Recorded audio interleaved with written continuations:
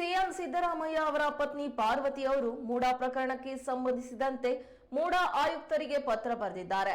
ನನ್ನ ಪತಿಯಾಗಿರುವ ರಾಜ್ಯದ ಮುಖ್ಯಮಂತ್ರಿ ಸಿದ್ದರಾಮಯ್ಯನವರು ತಮ್ಮ 40 ವರ್ಷದ ಸುದೀರ್ಘ ರಾಜಕಾರಣದಲ್ಲಿ ಯಾವುದೇ ಸಣ್ಣ ಕಳಂಕವು ಅಂಟಿಕೊಳ್ಳದಂತಹ ನೈತಿಕತೆಯನ್ನ ವ್ರತದಂತೆ ಪಾಲಿಸಿಕೊಂಡು ಬಂದವರು. ರಾಜಕೀಯವೂ ಸೇರಿದಂತೆ ಸಾರ್ವಜನಿಕ ಜೀವನದಲ್ಲಿ ಕಾಣಿಸಿಕೊಂಡು ಅವರಿಗೆ ಮುಜುಗರ ಉಂಟು ಮಾಡಬಾರದು ಎಂಬ ನಿರ್ಧಾರಕ್ಕೆ ಬದ್ಧಳಾಗಿ ಬದುಕಿದವಳು. ನಾನೆಂದು ಮನೆ, ಆಸ್ತಿ, ಚಿನ್ನ, ಸಂಪತ್ತನ್ನ ಬಯಸಿದವಳಲ್ಲ. ಮುಂದೆ ಯಾವುದೇ ಕಾರಣಕ್ಕೂ ಕೂಡ ನನ್ನಿಂದ ಅವರ ರಾಜಕೀಯ ಜೀವನಕ್ಕೆ ಒಂದು ಸಣ್ಣ ಹನಿಯಷ್ಟು ಕಳಂಕ ತಟ್ಟಬಾರದೆಂದು ಎಚ್ಚರಿಕೆಯಿಂದ ನಡೆದುಕೊಂಡವಳು. ನನ್ನ ಪತಿಗೆ ರಾಜ್ಯದ ಜನತೆ ಹರಿಸುತ್ತಾ ಬಂದ ಪ್ರೀತಿ ಅಭಿಮಾನಗಳನ್ನ ದೂರದಿಂದಲೇ ಕಂಡು ಸಂತೋಷ ಮತ್ತು ಹೆಮ್ಮೆ ಪಟ್ಟವಳು. ಹೀಗಿದ್ದರೂ ಮೈಸೂರಿನ ಮೂಡಾ ನಿವೇಶನಕ್ಕೆ ಸಂಬಂಧಿಸಿದಂತೆ ಕೇಳಿ ಬಂದ ಆರೋಪಗಳಿಂದ ನಾನು ಘಾಸಿಕೊಂಡಿದ್ದೇನೆ. ನನ್ನ ಸ್ವಂತ ಸೋದರ ಅರಿಶಿನ ಕುಂಕುಮದ ಭಾಗವಾಗಿ ಕೊಟ್ಟ ಜಮೀನಿನ ಬಾಬು ಪಡೆದ ನಿವೇಶನಗಳನ್ನ ಇಷ್ಟೊಂದು ರಾಧಾಂತವಾಗುತ್ತದೆ. ಇದರಿಂದ ನನ್ನ ಪತಿಯವರು ಅನ್ಯಾಯವಾಗಿ ಆರೋಪಗಳನ್ನ ಎದುರಿಸುವಂತಾಗಬಹುದು ಎನ್ನುವುದನ್ನು ನಾನು ಊಹಿಸಿದವಳು ಅಲ್ಲ.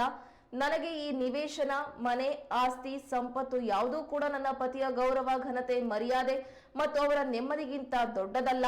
ಇಷ್ಟು ವರ್ಷಗಳ ಕಾಲ ಅಧಿಕಾರದಲ್ಲಿದ್ದ ಅವರಿಂದ ಏನನ್ನೂ ನನಗಾಗಲಿ ನನ್ನ ಕುಟುಂಬಕ್ಕಾಗಲಿ ಬಯಸದೇ ಇದ್ದ ನನಗೆ ಈ ನಿವೇಶನಗಳು ತೃಣಕ್ಕೆ ಸಮ.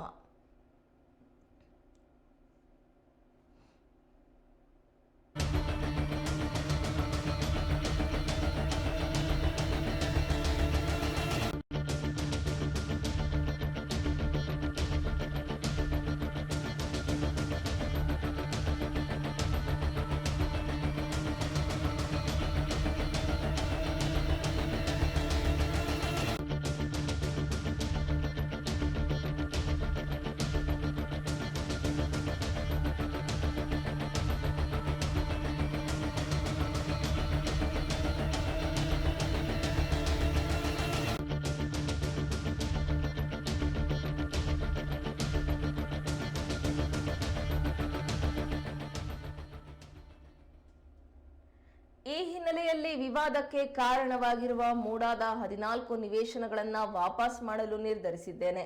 ಈ ಬಗ್ಗೆ ನನ್ನ ಪತಿಯವರ ಅಭಿಪ್ರಾಯ ಏನಿದೆ ಅನ್ನೋದು ನನಗೆ ತಿಳಿದಿಲ್ಲ.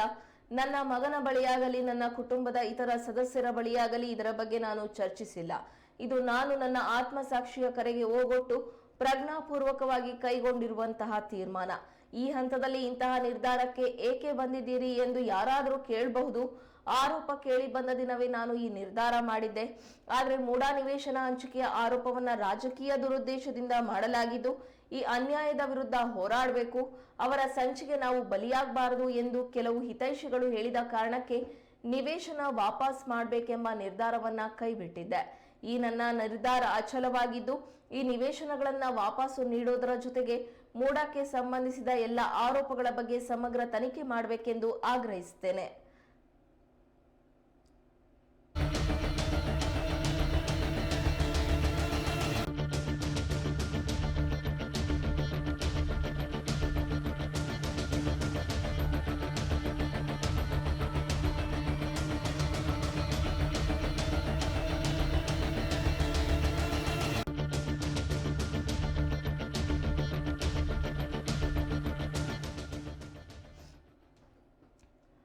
ಕೊನೆಯದಾಗಿ ಎಲ್ಲ ರಾಜಕೀಯ ಪಕ್ಷದ ನಾಯಕರು ಮತ್ತು ಮಾಧ್ಯಮ ಕ್ಷೇತ್ರದ ಬಂಧುಗಳಲ್ಲಿ ನನ್ನ ವಿನಮ್ರ ವಿನಂತಿ, ದಯವಿಟ್ಟು ರಾಜಕೀಯ ಕ್ಷೇತ್ರದಿಂದ ದೂರವಿದ್ದು ತಮ್ಮ ಪಾಡಿಗೆ ತಾವಿರುವ ರಾಜಕೀಯ ಕುಟುಂಬದ ಹೆಣ್ಣು ಮಕ್ಕಳನ್ನ ರಾಜಕೀಯ ದ್ವೇಷ ಸಾಧನೆಗಾಗಿ ವಿವಾದದ ಕಣಕ್ಕೆ ಎಳೆದು ತಂದು ಅವರ ಘನತೆ, ಗೌರವಗಳಿಗೆ ಹಾನಿ ಮಾಡಬೇಡಿ ಎಂದು ಭಾವನಾತ್ಮಕವಾಗಿ ಪತ್ರ ಬರೆದಿದ್ದಾರೆ.